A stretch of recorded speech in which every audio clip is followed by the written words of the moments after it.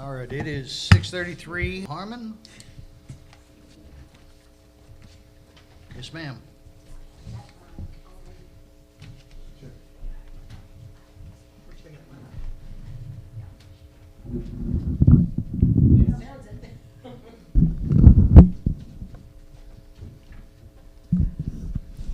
I have 3 articles on the agenda that I'll bring forth. The first one is that new subdivision out on on Willoway. What I wanted to know is how far are they going to come up to the back of our property? Because it looks like it's pretty close to the back of our property, that new subdivision, because they're straightening out the land and stuff up there. And another thing I have a problem with right there, when the residents out there buy those metal buildings, that's the only way we have to bring them in from that back way. So will that be taken out? That could actually be better addressed by Brian. You know the plating on that and everything? I'm not sure which metal buildings. You know, the storage buildings, that's the only way we can bring them into our backyards. We have to go to that side street down on the north end and come around. Because our houses are so close that they can't come between the houses. So when they bring them in, they bring them in from that side street down on the north side of Willoway, right there on the end of Willoway. And from looking at that new subdivision, quite a lot of that land is coming up to our back fence. Those lot sizes are 7,200 square foot, which is our second smallest zoning size. So they're standard dimensions. So the depth on them is going to meet the zoning for that area. So it'll be the same size as y'all's property that is in that neighborhood on Willowway. But what I wanted to know is, it's a little. Yeah, but will there be still be a little road? It was kind of like a little man-made road up in there, and it's right behind our fence. Because that fence starts from one end south and go all the way down north.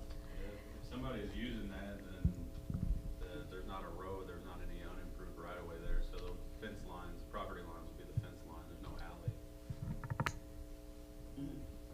So what I was asking, okay, I'm thinking about buying a building, and the way it is, I don't know if they're going to be able to come through there, or will we be able to come through there? That's the only way those buildings have been able to come through over the years. Yeah, if there's homes there, then you wouldn't be able to do that. They would more than likely you have to choose the build on site option because if you're wanting one of those metal buildings or storage building of some kind. Okay. And I was looking at that back fence, and the way that land is chopped off, it's slanted down. So is that how it's going to be? It's going to just level down and then go into that? There's some floodplain that they have to contend with over there, but the rate of runoff shouldn't be any higher than what it already is. That should be slower. Okay, and one more question I want to ask about that area. On the north end, there's a road, and that's at the end of Willowway. And then at the end of Lower Lane on the south, will the roadway down there on the south end, is this going to remain open so that traffic will be able to come through there? Yeah, the road within that subdivision will go all the way through. The plan is probably to rename that street that is Ash to Adeline Bend. Well, Ash is on Lower Lane. I'm talking about Willowway. Right at the top. Uh-huh. Yeah, that'll go all the way through. On the right and left side? Yes. Okay. And another thing, about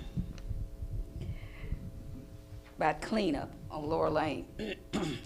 The latter half of Lower Lane, quite a few of the residents down there, they've got a lot of trash and things sitting in their yards.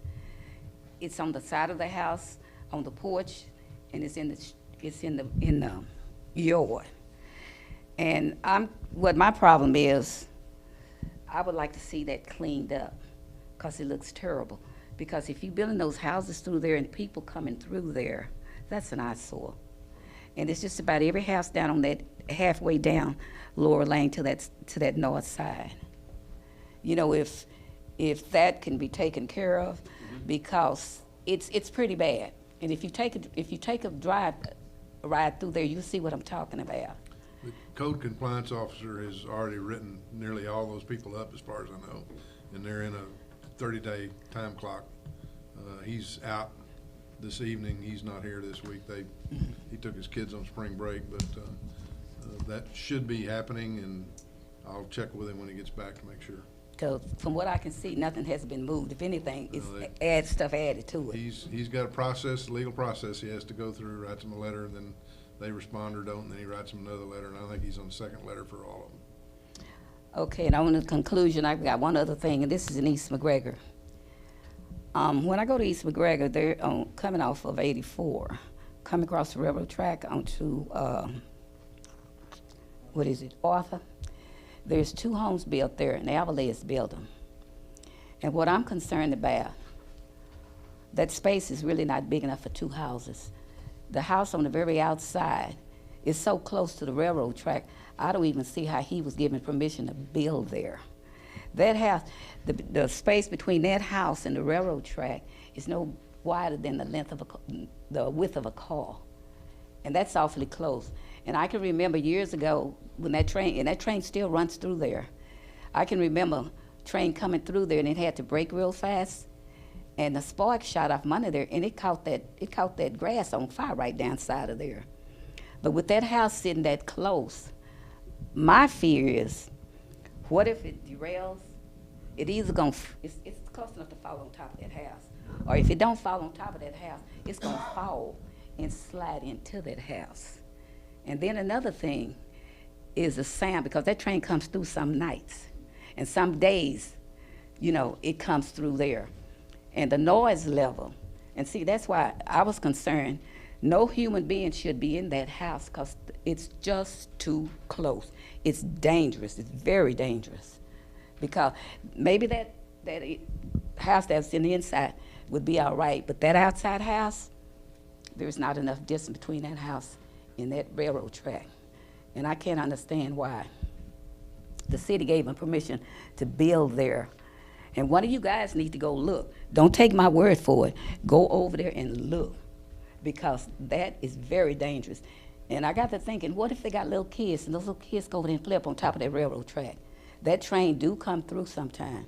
And at night, my sister can vouch for it. It comes through at night, and it's blowing. And that noise level is something else. All right, Brian, would you get with Mrs. Harmon and take a look at where she's talking about? Yes, sir. Thank you very much. Thank you, Ms. Harmon. Okay, we're going to go ahead and move on to our consent agenda. Consider approving minutes of council meeting held on February 10th, 2025. They were emailed out to us and provided for us prior to the meeting. I've read through it. That's the way I remember it happening.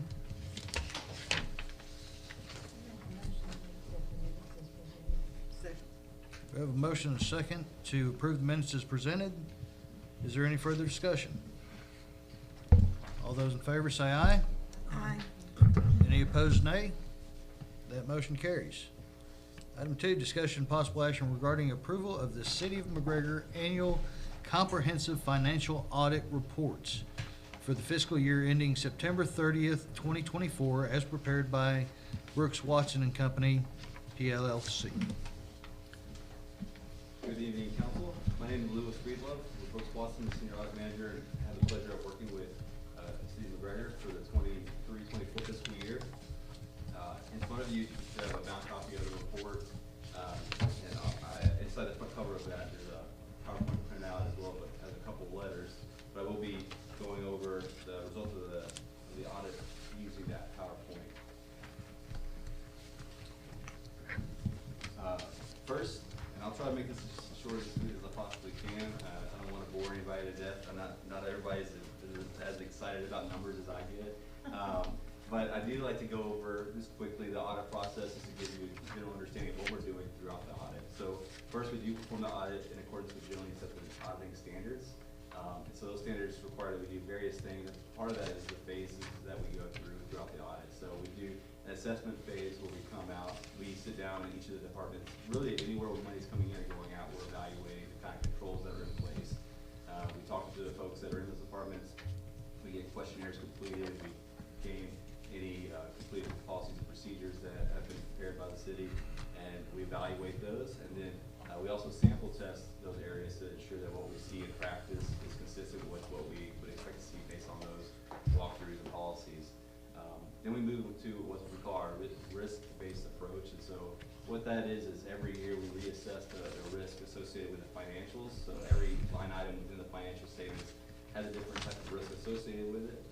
So we assess those annually to then determine what type of procedures we need to perform, what level of detail we need to perform in the procedures, to make sure that we feel comfortable with the material accuracy and completeness of the audit when it's all said and done. Then we do a compliance phase of our audit. So we're looking to see if there's any grants, Public Fund Investment Act, bid requirements. We read all of the meeting minutes from the council meetings to see if you may have approved something that has a compliance component to it. And so we're looking for anything like that where there may be a compliance aspect that we need to consider to see if the city is in compliance with those items.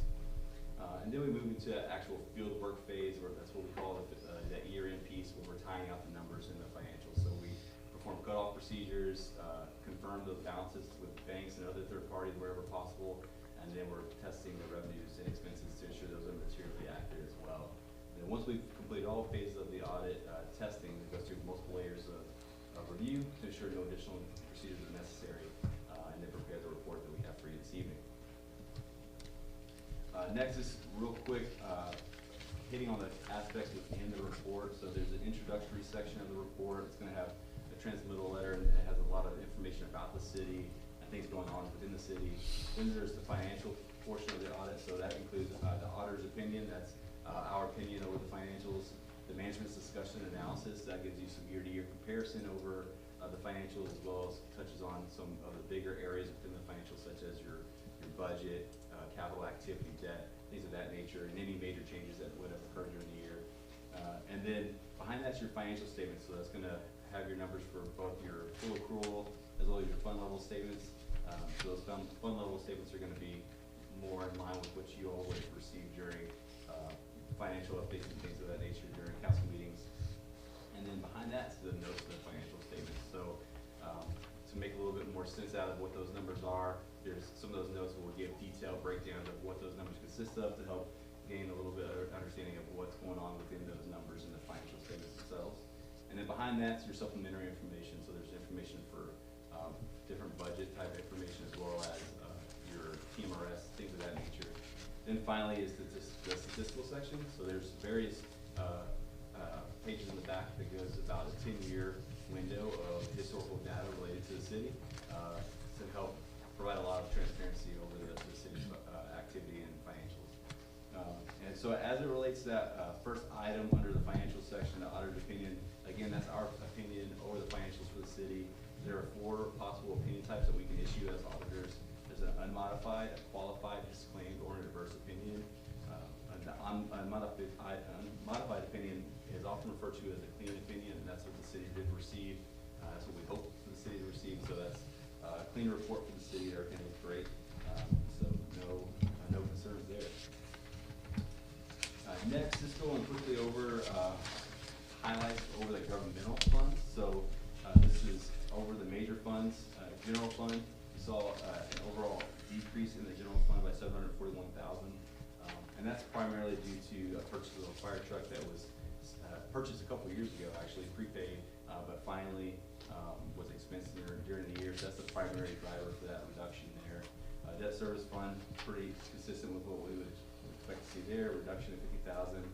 Your capital projects fund was down by $357,000. Just utilizing those project funds as expected. Your TERS, we saw a decrease there of $6.6 million. That is for a large capital projects fund, project that's going on, and so it's in line with expectations there. Your industrial park development fund, we saw an increase there of $2.7 million, and that was due to the sale of some land. So that brought in the bulk of that increase. And then all other non-major funds, so there's going to be all the funds that do not meet the requirement to be presented as a major fund, and primarily consists of all the special revenue funds that are restricted for various purposes. So in total, there was a $893,000 decrease, and those are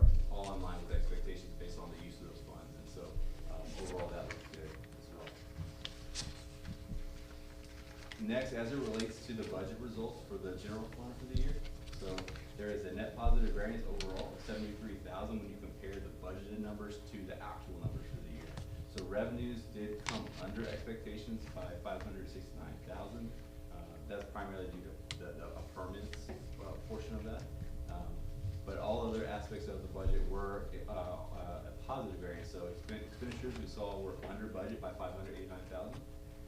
Your other sources and uses, those are going to be things such as transfers in and out, primarily some other minor items as well, had a positive variance of 53,000 rather. So overall, had a net positive budget variance of 73,000. So very, especially considering that revenues were under expectations, expenditures are usually where our eyes are usually looking at is that we use more than we expected to use. So overall, things look fantastic from a budget perspective. As it relates to the fund balance itself, we always look to see how healthy is that unrestricted fund balance for the general fund. We want to ensure that there's a decent amount in there for reserves in case of emergency and things of that nature.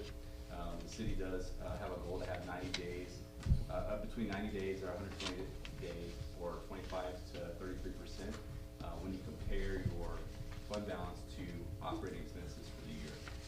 So that's what that percentage is. So for fiscal year 2024, you're at 67%. So meeting and exceeding that goal for the year. So that's great to see. So general fund looked great for the year. Next, the proprietary funds. These are going to be your business type funds. So these operate differently than your governmental funds. Where governmental funds, we're not trying to make money there. We're trying to, do what we can to operate the city. We're a utility fund. We expect there to be able to be self-sustaining. We want it to be profitable, so that way it can prepare the maintenance and build infrastructure and things of that nature. So we evaluated accordingly. We look to see what the net operating income is. So for the utility fund, there was a net operating income of 1.2 million. And then for the airport fund, we saw a loss of 50,000. But I wanted to point out that is also due to depreciation expenses, which is a non-cash expense that has to be recorded, depreciating the assets that are on the books. So there's a 264,000 depreciation expense included in that operations. So from a cash flow perspective, it is a positive operating standpoint. So just wanted to point that out. But it should be ideally a goal to still, with even including depreciation expense, to have that as a positive position. But overall, from a cash flow perspective, that was great. And related to the net position for the fund, utility has a net position of 13.5 million. The bulk of that is related to the infrastructure and capital assets within the fund. So there's 9.8 million of that is related to the infrastructure, and then the remaining 3.7 is unrestricted. And the airport, the 7.6 million, the bulk of that is 6.3 is net investment in capital assets, and then the remaining 1.3 is unrestricted. So things look good overall as well. Then related to the EDC, this is a quick budget actual for the EDC. Overall, revenues came in over expectations by 285,000 compared to the budget. The expenses, we went over budget, but that's due to the capital outlay cost of the land that was purchased during the year. So the EDC and the city council did approve the purchase of that land. It just wasn't presented as a budget item amendment. So while it reflects as a over expense here, it was approved, and so everything looked good there. Overall, with that purchase of the land during the year, we had a net decrease in fund balance of that circle number there at 407,000, bringing your ending fund balance to 636,000 for the year. Next is the communication letters. So within the front cover, I did provide 2 other letters that come with the report. The first letter is a communication with those charged with governance. There's a bunch of required communication from us as the auditors that have to go in that letter. Primarily is going to hit on our responsibility over the audit, the management for the city's responsibilities that pertains to the audit. There are a couple items I always do like to carve out from that letter to point out. One, the audit was conducted in compliance with all ethics requirements regarding independence. 2, didn't have any difficulties encountered when working with management. And 3, any audit adjustments that were identified or been corrected by management. And then the second letter is communication regarding internal controls. So this would be where if we had any concerns over control risk or anything like that, we would communicate that there.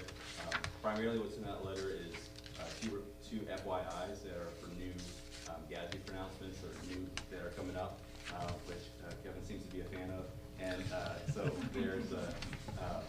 there's just more work for us to do in the future for those, but just more to make sure that the city's aware of those items and knows that those changes are coming.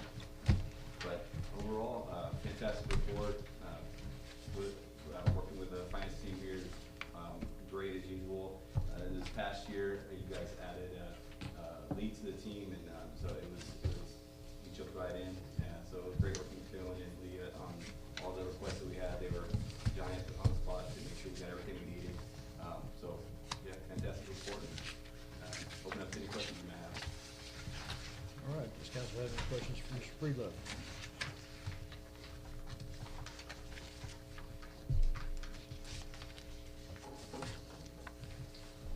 Well, I have none. Thank you very much. Absolutely. Thank you all. All right, so item number 2, I will entertain a motion at this time.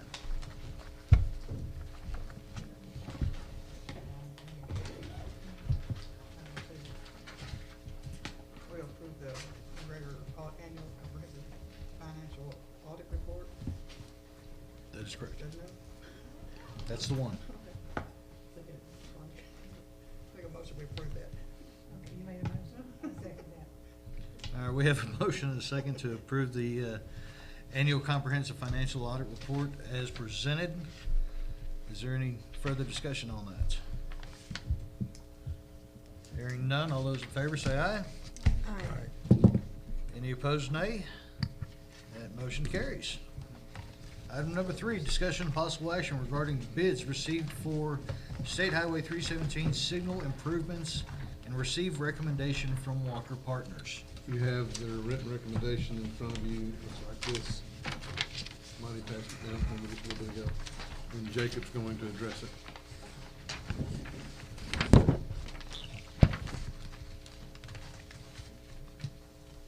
Good evening, Mayor, members of council. We on? I don't know. It's red, or You're good. battery maybe. We received 3 bids on February 26th for the project.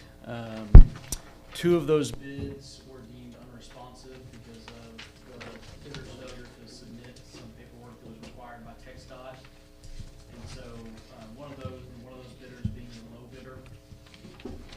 The second highest bidder was the only one that met all the requirements, and their bid was about 38 to 40% higher than our estimated cost. So we feel like at this time, we should reject all the bids and put it out for rebid.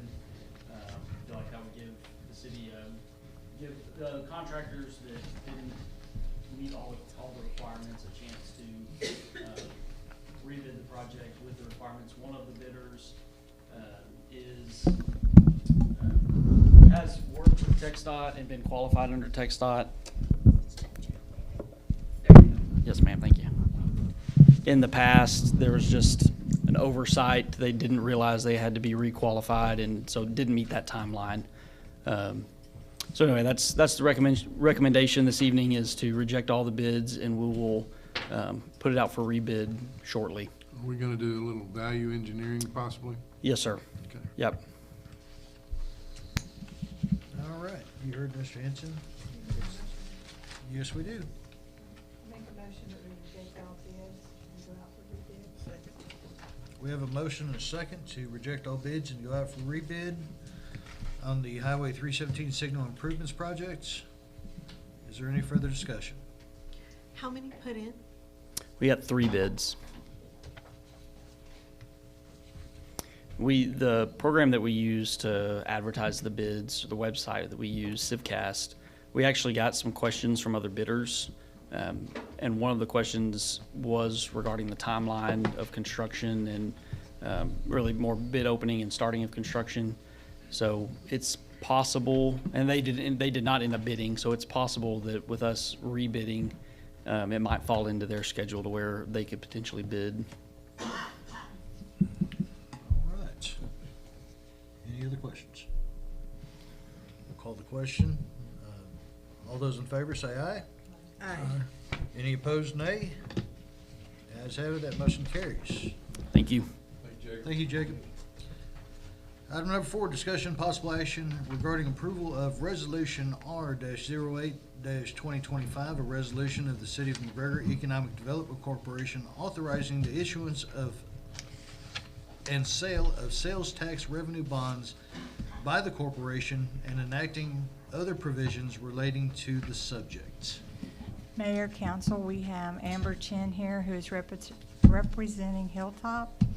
Jim couldn't be here tonight, and so he sent one of his team members. And she's kind of nice. So I'm going to turn it over to Amber, let her go over it with you. Good evening. My name is Amber Chen. I'm with Hilltop Securities, and I work for Jim Sabonis, who's the financial advisor to the city and also to the EDC. Like Carolyn mentioned, we all are somewhere tonight for different council meetings. So they gave me the closest drive from Dallas. But I do want to mention that Jim did the entire bond pricing, and he put together this presentation. I'm just here to deliver the good news. The good news is that we had a really successful pricing, and I did present in front of the board for the EDC at 3 p.m. this afternoon. And now I'm here in front of the council of the city of McGregor by Texas state law. The bond issuance of a economic development corporation needs to be ratified by the city council. So in front of you, there is a presentation with Hilltop logo on it. Thank you.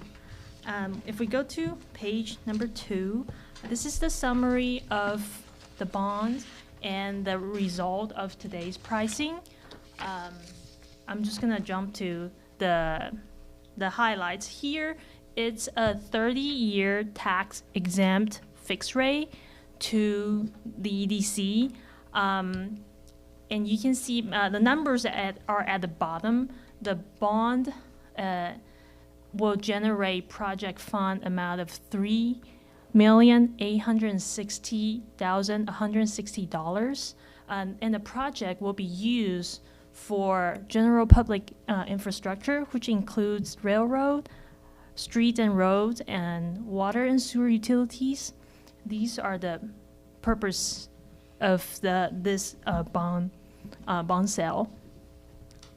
EDC has been rated single A by Standard & Poor's, and the EDC is also qualified for bond insurance and surety bond, which are rated AA.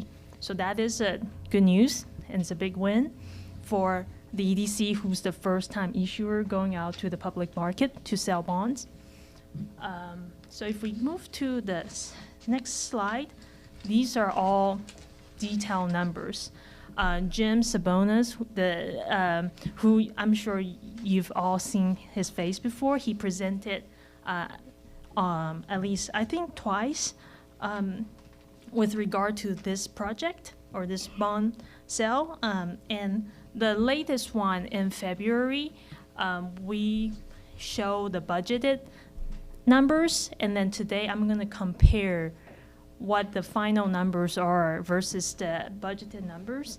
So as you can see, if we look at the total project fund, this final bond sale generates about $104,000 more than what we initially budgeted, and that will be used toward these projects that I just mentioned earlier, roads and streets and utilities.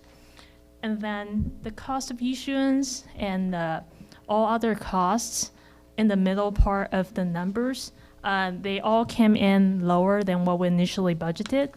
So that's also good news, because the EDC got rated single A, which is good, really good for an EDC first-time issuer. Again, this is a 30-year fixed rate bonds, and we lock in today the rates at 4.79%, which is also lower than what we initially expected. The average annual principal and interest payment is about $250,000, which is also lower than initially what we budgeted. You can see on the right-hand side, this shows a coverage. The coverage essentially means that how much the EDC brings in from sales tax revenues versus how much the EDC has to make a payment to cover the principal and interest, and we have over 3 times of coverage. It means there's sufficient sales tax revenues to pay the annual debt service on the bonds. So if we go to the next slide, page 4, this is the detailed numbers that this bond, the sales tax revenue bonds series 2025, comes with the final debt service or the principal and interest payments. The first payment will start in fiscal year 2026, and then the first principal payment starts in fiscal year 2027. These numbers will not change as we lock in to a fixed rate bond for 30 years. So if we can go back, go to the next slide. This is the timetable, or I call it next step for the bond sale. Today, March 10th, we sold the bonds in the morning, and now, and then I presented in front of the EDC board and got the approval to move forward. Now I'm in front of the city council to consider and approve the resolution approving the EDC's bond issuance. And before I wrap this up, I want to say thank you to the city staff and to the EDC staff. Plenty of help from everybody throughout the entire process. It was a really smooth process and really good result. Thank you. Is there any questions? Council, do we have any questions from Ms. Chen?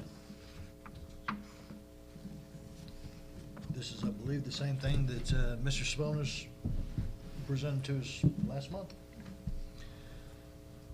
Just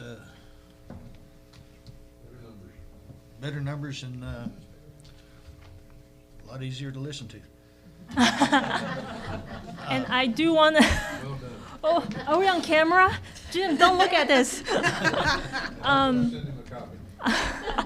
I do want to add one thing. So if the council approves the bond sale, it will be delivered and close on March 31st. That's something on the timeline I didn't point out earlier. So end of the month, the money will be sent to the corporation. All right. No questions. Well, at this time, I'll go ahead and entertain a motion by resolution number. Make a motion we approve resolution R-08-2025. We have a motion A second. and a second. Is there any further discussion on this? Hearing none, all those in favor say aye. Aye. Any opposed, nay. That motion carries. Thank you, Ms. Chen. Thank you, everyone. Have a good night. Tell Jim we missed him, but not that much. All right. Item 5, hold a public hearing regarding adoption of an ordinance for the city of McGregor providing for landscape, tree, and fencing requirements. Evening again, council. This is a ordinance that is creating some vegetation, tree, and fencing requirements for the city of McGregor. It's creating an appendix within our code of ordinances, so brand new Appendix D. The original plan was to have the majority of this as in the Appendix D, and then have the charts and the list of approved vegetation inside a manual, but we've decided to just go ahead and adopt it all into the Appendix D, and if we ever need to make some adjustments, we'll amend that appendix. But it is pretty lengthy, so hopefully y'all have had some time to look at it. If there's any questions to that, I can answer them for you. All right, this is the same packet that you sent out several months or several weeks ago? Yes, sir. It's about 90% of what y'all got before. There's a couple of verbiage changes. We did have some consultants on this prepare it, and then we sent it to the city attorney for red line, and what you see in front of you is what's been approved by both of them. This is for new subdivisions only? New construction, New yes. construction only? Anything that pulls a permit, I believe the date in there is how it reads is in January, is what we call grandfathered non-legal conforming to that. But if they want to do upgrades to the property, then they would have to, there's certain triggers in there that would make them have to do these vegetation, fencing stuff. But it's basically aimed at new development. The genesis of this was going through the whole plan development process on the project, and then got down to the very end, and all of a sudden things that were pretty basic to the original plan, which will be pretty much what you see right here, started getting pulled, and then of course then the project went away. And this will save us a lot of time on the quality side of these new subdivisions, and may even make some of them not really pursue plan development. Plan development should be a quality increaser, and it should be a negotiable situation. And as you recall very clearly, I'm sure that got to be pretty non-negotiable towards the end. And we felt like if we go ahead and put these in for the standard, then that lays a baseline that's pretty hard to deny. All right. Well, we'll go ahead and open our public hearing at 7:10. Is there anybody here to speak on this? Seeing no one, we'll go ahead and close the public hearing at 7:10. Moving on to item 6, discussion and possible action regarding adoption of an ordinance for the city of McGregor providing for landscape, tree, and fencing requirements. We just heard the presentation of the previous agenda item, so do you have any questions for Brian? That's the ordinance number? Yeah, we started with ordinance 1, which was going to be vegetation and trees. We had an ordinance 4 that we had proposed as fencing and screening. We just combined them together and just kind of recycled ordinance 1. So y'all never saw that ordinance, so we're just using that number, but it is ordinance 1. Well, yeah, If you have questions for Brian on this. yeah. Yes, So the only thing that, you know, just for the record, I'm gonna ask the question that somebody asked me. So does this mean that people can or can't plant certain things in their yard? But this is someone who has already been a resident of McGregor. Right, if they're already living there and they've got a home site established, can't go back and enforce any of this. This would be for somebody pulling a permit to build a new home. I just wanted to say I appreciate the hard work that city staff and planning and zoning has all put into this, because I think it's a very needed document for us to have to avoid any kind of problems we've had in the past. And did planning and zoning have any changes any comments that they made to this, or? The overall recommendation was to approve it for adoption, but the way that it's constructed, we presented it to city council as a courtesy. According to the city attorney, they didn't even have to see it, it just needed to go to city council, but we did put it in front of them because when a project comes, it should go through the proper channels, planning and zoning. They're gonna have a say on that overall project, so we wanted them to be aware of what was being adopted, but they did recommend it for approval. It's much needed. I appreciate it. Absolutely. Okay, if you don't have any other questions for Brian, I'll go ahead and entertain a motion by ordinance number. I make a motion to approve the ordinance O-01-2025. I second. We have a motion second to approve ordinance O-01-2025. Is there any further discussion? Hearing none, all those in favor say aye.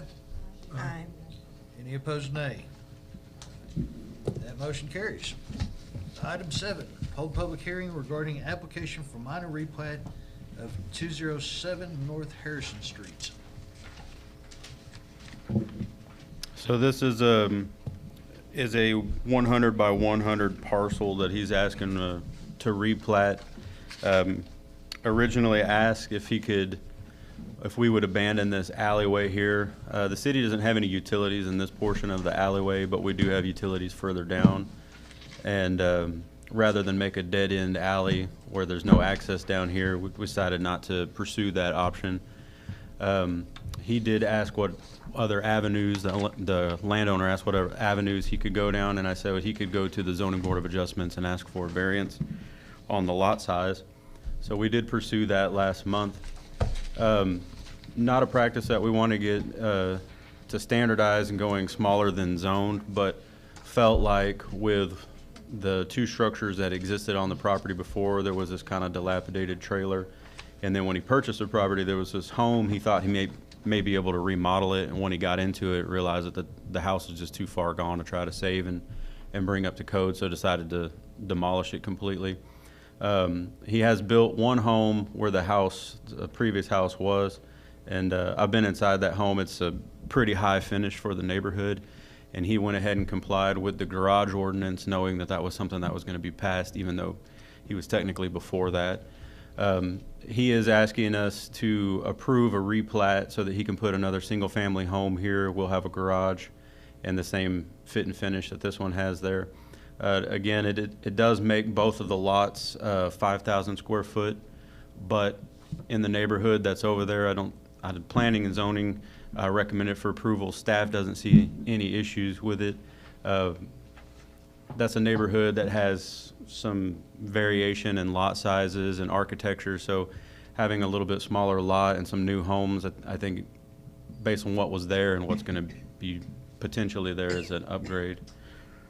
So that was the recommendation. Planning and zoning is to approve the replat, and Zoning Board of Adjustments recommended a variance contingent on a replat being approved. All right. Item 7 is to hold a public hearing. At this time, we'll open a public hearing at 7:16. Is there anybody here to speak on this? Seeing no one, we will go ahead and close the public hearing at 7:16 and move on to item 8, discussion possible action regarding application for minor replat of 207 North Harrison Street. Ryan's already explained that it's the recommendation of planning and zoning and city staff to go ahead and pass this.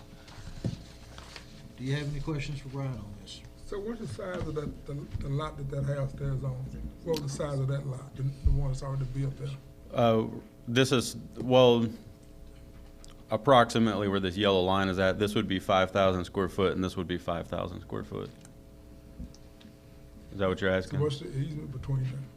Well, our setback requirement is 5 foot from the eve of the setback to the property line.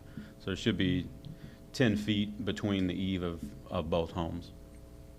It is a smaller footprint. I don't remember oh, there it is. It's 1,500 square foot.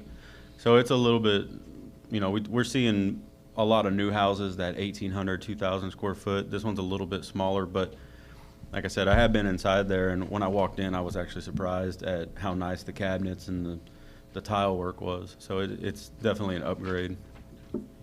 Any other questions?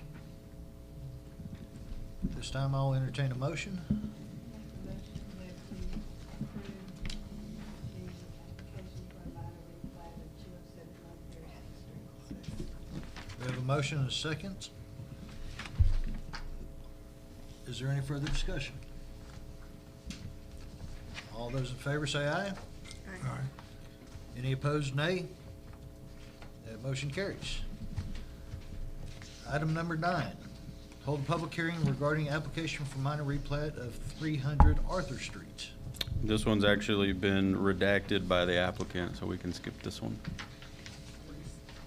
So we don't have to hold a public hearing. You don't.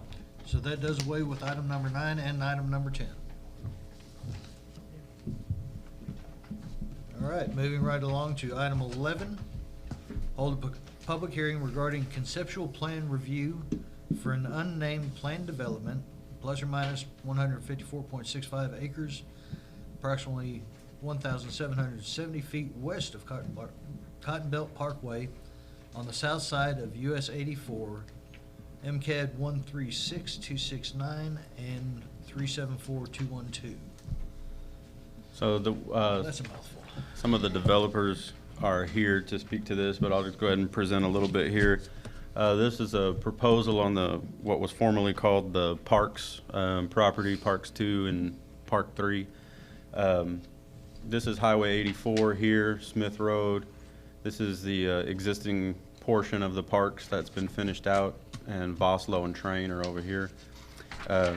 This is 150 acres, some odd acres. They're proposing general commercial on the frontage here, a portion here for multifamily development, and then the back here would all be single-family residential. It's currently zoned R10. When the previous developer had it, we didn't do any rezoning. We didn't do a plan development for that. It was some agreement on slight variations on his lot size, as long as they maintained a theme of upscale. So most of his lots were over 10,000 square foot. He had a couple that were below it, but he has since sold the property to a different developer. So there is some green space in there that is owned by the McGregor Economic Development Corporation, and want to try to see if we can integrate that into their project. And then the proposed Cotton Belt Trail will be on this rail bed at some point in the future. So we'd like to see access to that, but Caleb's here. I'm going to let him take the wheel and... Well, we'll go ahead and open the public hearing. Okay, sorry about that. All right, at this time, we'll go ahead and open the public hearing at 7:21. So, please. Caleb, if you want to present. Good afternoon, Council and Mayor. Happy to be here on behalf of the developer and answer any questions y'all have and hear any feedback y'all might want to see on this project. We have put together a little PowerPoint just of kind of the different phases of the project and kind of what we've initially envisioned in talks with this. I know y'all have seen this a handful of times, and we're looking forward to see this project go through. So as Brian stated, we've kind of got a couple of sections here. We'll start off on the residential though. So we ultimately won't be developing these lots themselves. There's builders and developers who will come in and do the houses. So we've got a couple of them we've been in discussion with, and we asked them to kind of present to us some builders they work with and houses they typically see. So we know kind of some of the important things that y'all have got in the works with the landscape ordinance, garages, those kind of things. So these are just some examples of houses that they've gotten, developments that they work on, and builders they work with here. So all having garages. Some of these are renderings, some of them are completed houses that they have done. So a couple there, happy to answer any questions on the residential section specifically. Also can circle up on it as we make our way through. Perfect. We'll move on to commercial. So commercial is kind of that section along the frontage. I know the last plan y'all had seen had that residential abutting all the way up onto the highway. We ultimately came in and just envisioned from different developments that we worked on, seeing the benefit of the commercial and what that can do to a development, kind of phasing a development. So ultimately, there's always the potential of your typical users on the frontage, right? Restaurants, retail, those kind of things. Additionally, it is kind of a layered commercial that we'll likely see. So I've got some examples of just clients that we've worked with and discussed that might potentially be interested in the site and what they might potentially build. So I know people have probably seen this building, Joco Construction, out in Spiegelville area. We've got a builder we work with that actually lives in McGregor that would like to be out here and kind of have his office for his staff, as well as kind of some warehousing needs. So this is kind of an example of a building that he's referenced that he would build, or something similar. Additionally, this is kind of a mixed-use project on the left and right, office, warehouse, retail, a little bit of different architecture and finish out throughout those. Some office buildings, medical uses that we might see there as well. Again, these are just clients that we've worked with and properties that we've been a part of in the past. This is an example of kind of maybe a larger building that we might see. We've been in talks with and seen some conversation regarding like some sort of sports complex or such. So this is a project that we worked on in town as well as just another similar building. So, any questions specifically on the commercial? One more here. Kind of a mixed-use office warehouse as well. Perfect. We'll jump onto the multifamily. So ultimately, the multifamily is some sort of higher density than single family. That may vary to more apartment complexes. The project on the left is one that's in the works right now, finishing being built. We were part of the dirt on that and saw it from the beginning and kind of the quality of development there, as well as just some different styles of multifamily that we might see. Again, nothing specific. This is just kind of projects that we've seen a long time.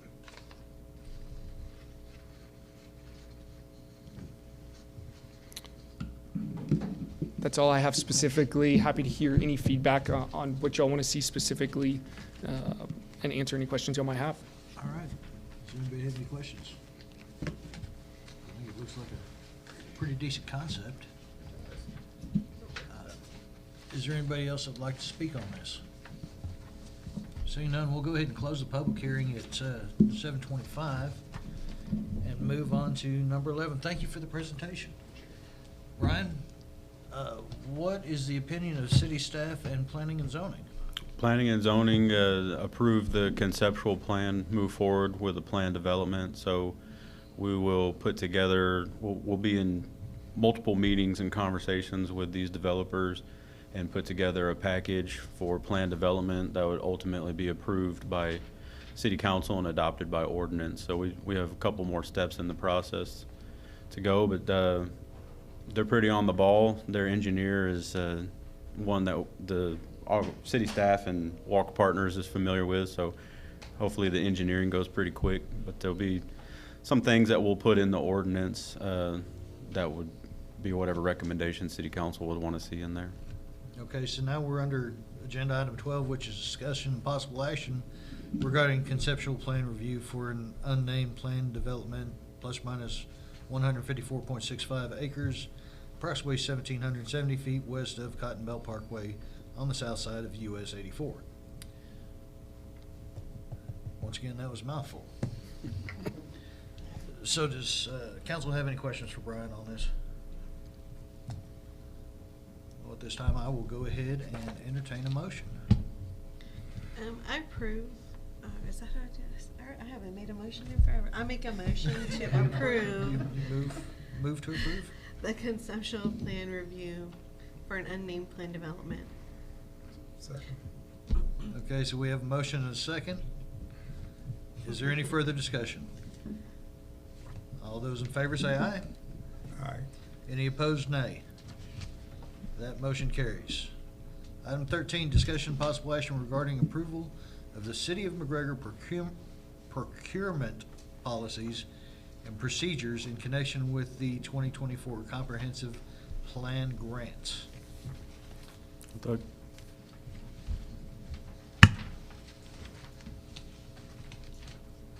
These are basically what we have approved before, but we had to make a minor adjustment in them for this specific grant. And what you have in the package is it. And we have to do this so that we can proceed with the grant. All right, what was the minor adjustment? I'd have to have Carolyn here, and she stepped out for a minute. Well, Lee's here. Lee, do you know? I do not know. I know Carolyn was going to get the report. My apologies, couldn't see Lee for the gentleman in front of him. Sorry. Not your fault, he's just big. Sorry.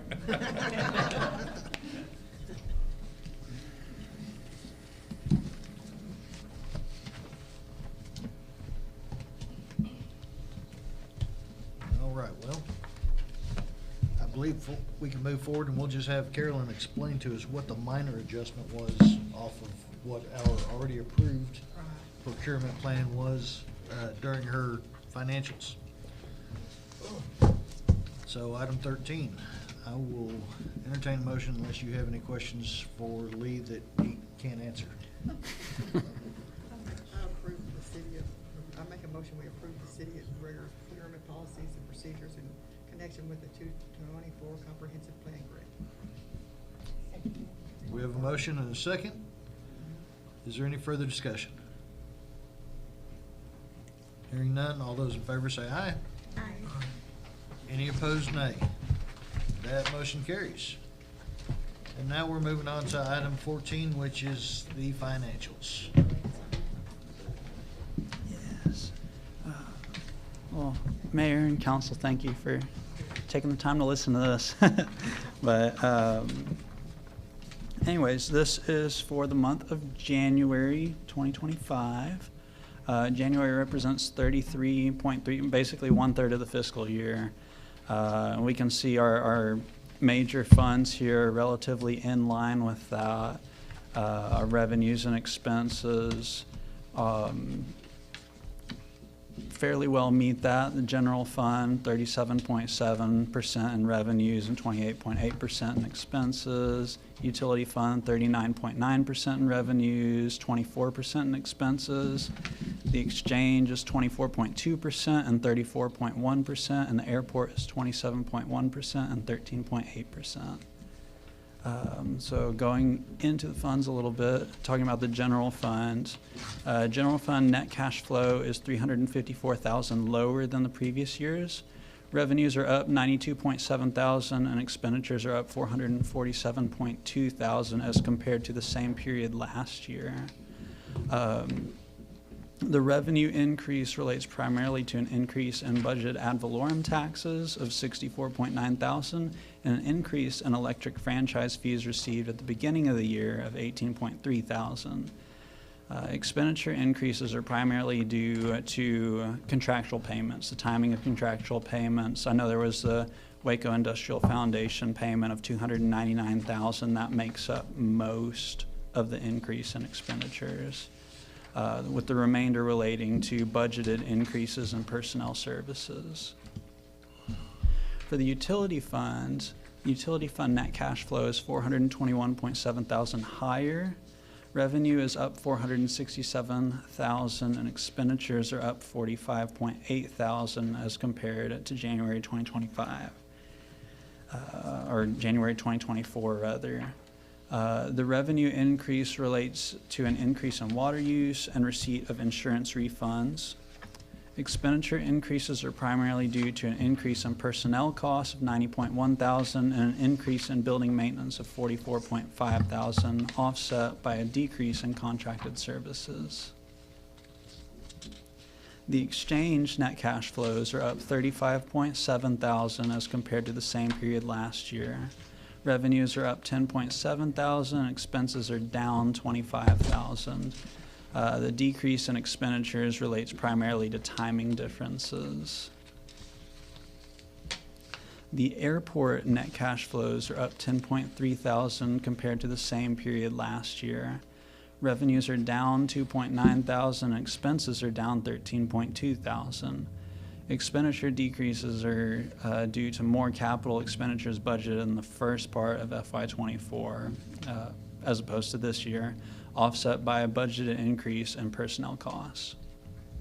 Okay, and here, this slide is just a breakdown of all of the funds. You can see we got the general fund, just all the ones that were presented here, and then just beside all the rest of the funds in a summary format. And here's where we get to cash in the bank. So cash held in 25 versus 24. The next slide kind of breaks down the change there. So net cash in the bank is $5.5 million less than the same period last year, which meets our expectations. Operating accounts are up $620,500. Pooled cash is down $4.5 million. Grants are down $870,000. Capital projects are down $808,000. And debt services is up $80,200 as compared to the same period last year. And the last slide just breaks down our sales tax revenue by year. The trend line is still in a healthy increase. However, 24 and 25 are fairly similar. We're just watching that number as we get the monthly revenues coming in. And that should be it. Is there any questions that you have for me or Carolyn? Council? Did you want to ask her about that change? Yes. What was the minor adjustment to our procurement plan? They've already voted on it. They just want you to tell them what it was. Well, basically, what the feds did is change. Thank you, Lee. Is change the wording. It used to say the non-federal entity, and they've changed that to now say the recipient or subrecipient. So as I was going through, that's, I mean, marking out, making sure it was the same document, because you already approved this like in October. Right. And so, but they said, well, because they changed it, we had to approve it again. Okay. So, Thank you. you're welcome. All right, at this time, we'll go into closed meeting pursuant to Chapter 551 of the Texas Government Code in accordance with the authority contained in Section 551.071 Legal and Section 551.087 Economic Developments. You want me to read the entire thing? Oh. A, legal under Texas Government Code, Section 551.071. Really not to do with B, because that's all we're gonna go on under. Okay, then I'll skip to B. Economic development, under Texas Government Code, Section 551.087. Discussion regarding economic development negotiations, including commercial or financial information received from a business prospect seeking to locate, stay, or expand in or near the city of McGregor, and to discuss economic development negotiations and/or to deliberate the offer of a financial or other incentive to a business prospect. So it is 7:36. We're going into closed session.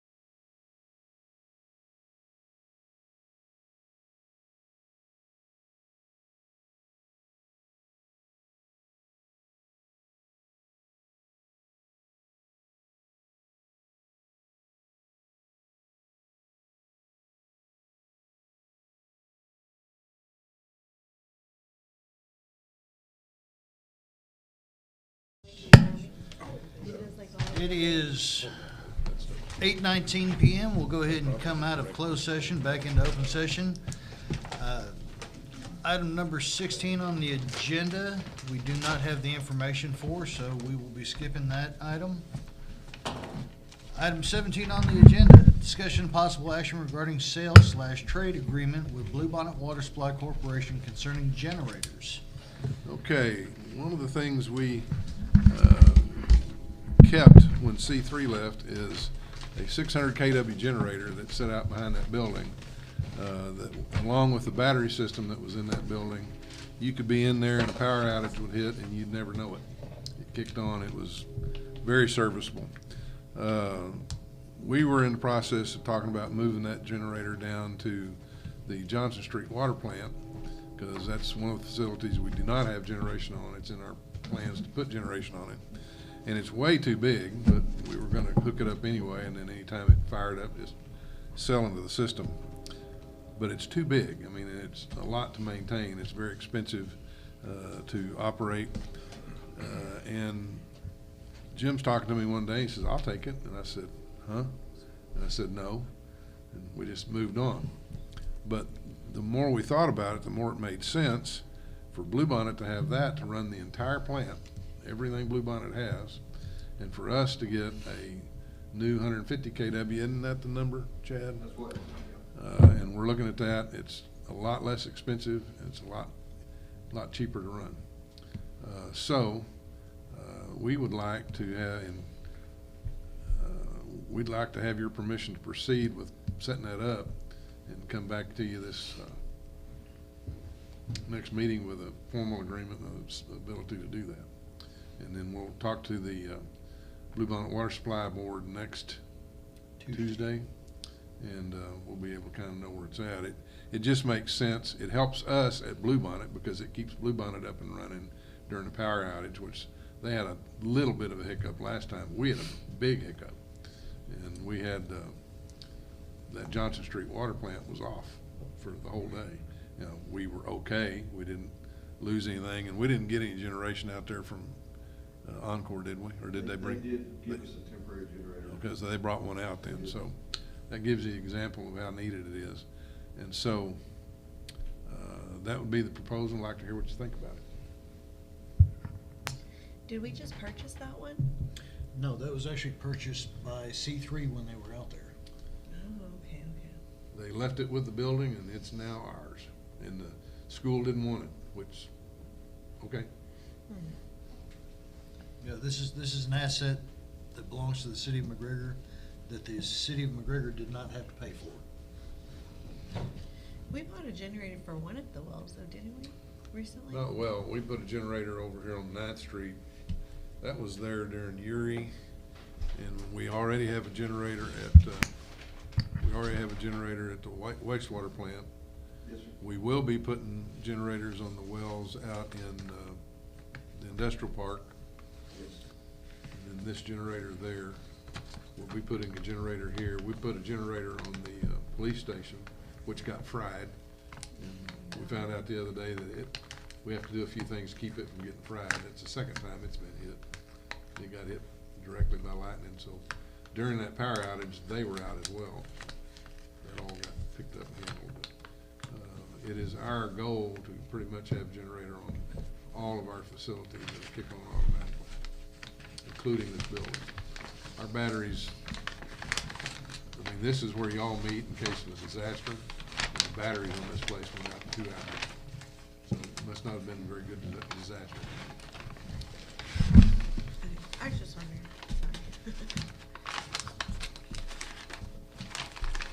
Okay, so at this time, if you have any more questions, please make them known. If not, I will entertain a motion from council to proceed with the